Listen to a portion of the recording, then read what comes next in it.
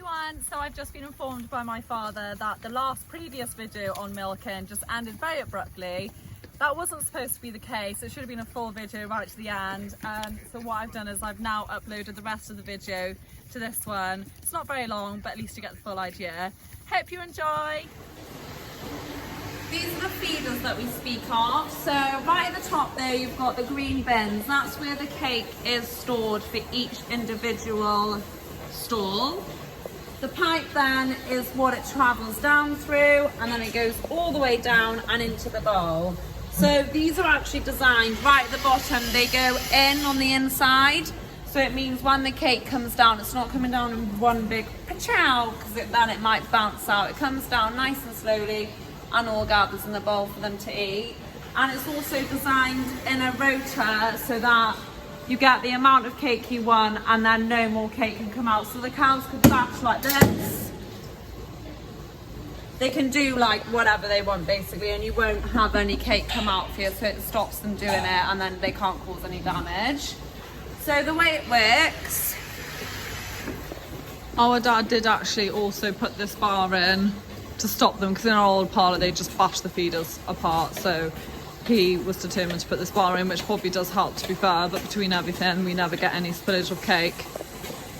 So up the top there you can see a white pipe, or it's more black and white now. That's called the auger, and that's what brings the cake from the big storage bin outside into the parlour. Then this metal arch here is what reads the collars as they come in. So you can see Speedy Gonzala there has her collar on. When she comes through here, the monitor will be picked up through this. It will get her number, the computer will tell it all her information, and then that will depend on how much she gets fed. So because she is actually coming up to drying off, she'll only get about 0.5 kilos of cake this morning, whereas the one behind it has a long carb, so she'll get more, and it's that simple. We don't have to get involved at all. As long as we put their information in the computer, they'll get fed the amount they're supposed to. Let's have a look then.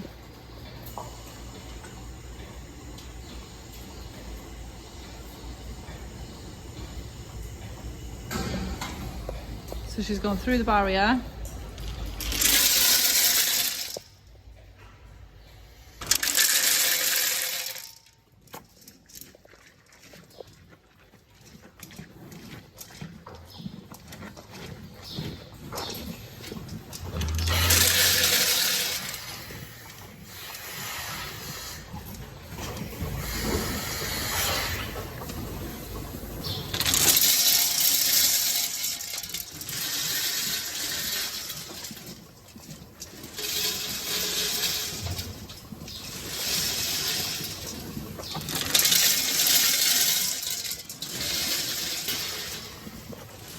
They've all started to get fed, and as you can see, all their heads have completely disappeared.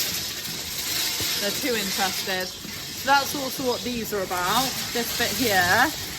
That's there to stop cows stealing each other's food. So as Poppy said, Speedy isn't getting fed as much anymore compared to the cow behind it. So if that wasn't there, she could easily flip her head round and steal the other cow's food. So that is there because, as you can see, Speedy's kind of got her head up and she can't see anything going on. That's why that steel barrier is there, just to stop them all stealing each other's food, because cows are very greedy. You can't really blame them, but they just want lots of food, as much food as they can have, so they would happily steal each other's without a second thought, really. So we're on to our last row, and then we finished milking. As Josie said, all the cows are in now and they've got units on. So the next thing we can do is drop the units down, ready to prepare them for the wash. So all we do to do that is this button that we use to put them on manual. You basically just hold it down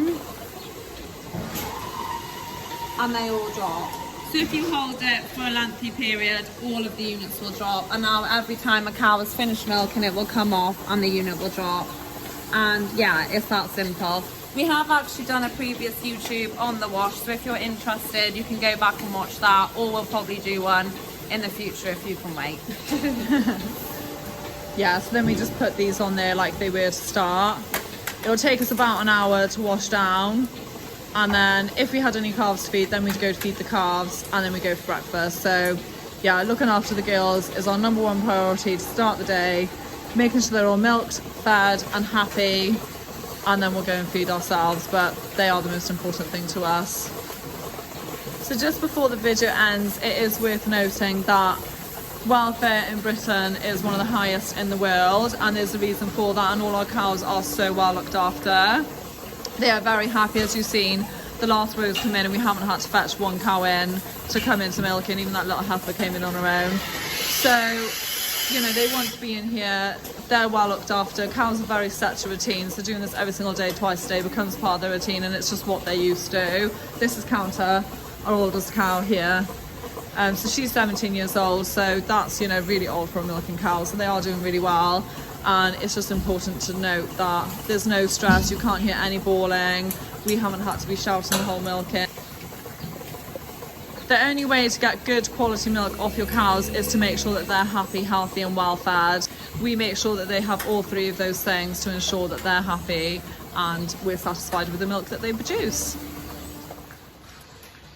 Bye girl. So that is a wrap. So thank you very much for watching. Hope you've enjoyed our milking video. Did you say it's In A Gea Parlor?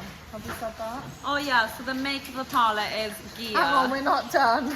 Basically, there was so much to squeeze in about what type of parlour we had.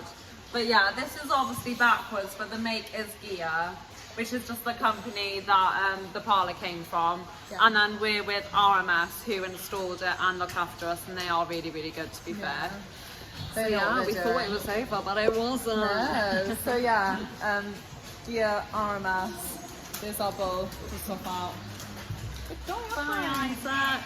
Yeah, so hope you enjoyed, and we'll see you next week for who knows what. We're not sure yet. Nobody knows. Bye, girls. Have fun. Bye.